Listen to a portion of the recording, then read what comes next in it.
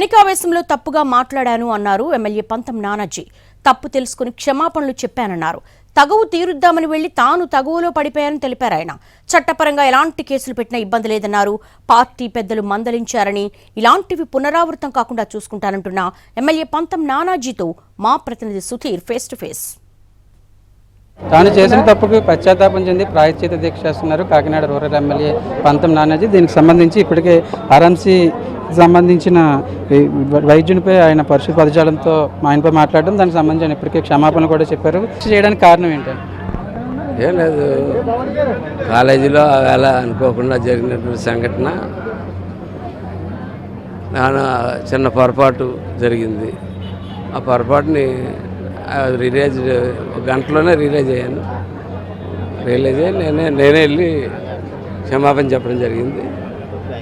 మరి ఎవరో పెద్ద మనిషి కొంచెం బహిరంగంగా చెప్తే బాగుంటుందంటే బయటకు కూడా వచ్చి స్టూడెంట్స్ అందరూ ముందు కూడా చెప్పడం జరిగింది. అట్లా చెప్పిన తర్వాత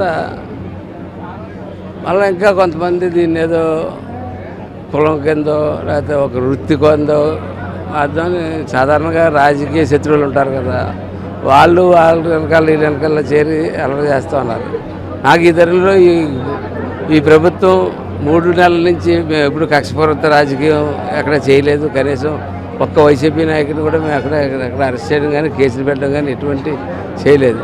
మేము ఈ అభివృద్ధి పదంగా వెళ్దాం అనుకున్న పద్ధతిలో నా మాటలు నా చర్యల వల్ల ఇదేమైనా ఇబ్బంది జరుగుతుంది అన్నది మళ్ళీ క్షమాపణ పరం అయితే గతంలో అయిపోయింది.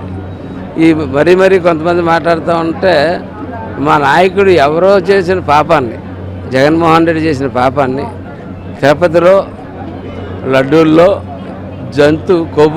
జంతువుల యొక్క కొవ్వు పెట్టి చేసిన దానికి పశ్చాత్తాప దీక్ష చేపట్టాడు. అటువంటిది ఆయన నిర్మించిన పార్టీలో ఆయన భిక్షతో నాకు సీటు తీసుకుని నేను ఎమ్మెల్యే అయినటువంటి వ్యక్తిని నేను ఆయనకి మచ్చ తేగకూడదు అన్నటువంటి ఆలోచనతో ఆయనకి కానీ మా ముఖ్యమంత్రి చంద్రబాబు నాయుడు గారి పాలన కానీ కూటమికి కానీ ఏ రకంగానే కూడా మచ్చ తేగకూడదు అన్నది అందరికీ తెలియాలి. ఇటువంటి పొరపాట్లు నాగరాడు ప్రజాప్రతినిధులు చేయకూడదు అని నలుగురికి తెలియాలి. ప్రతిపక్షంలో ఉంటుండగా ఇది చేస్తూ ఉంటాం. అది వేరు. అధికార పక్షంలో వాళ్ళ బాధ్యతమైన పోస్టులో ఉండి కంగారుపడి పొరపాట్లు చేయకూడదు అన్నది నలుగురికి చెప్పాలి. అట్లాగే మా నాయకుడికి కూడా సాంఘీభావం తెలియజేయాలి. ఆయన అంత కష్టపడి ఇచ్చినటువంటి సీట్ని నేను తప్పుడు విధానంలో వాడుకోకూడదు అన్నది నలుగురికి తెలియాలి.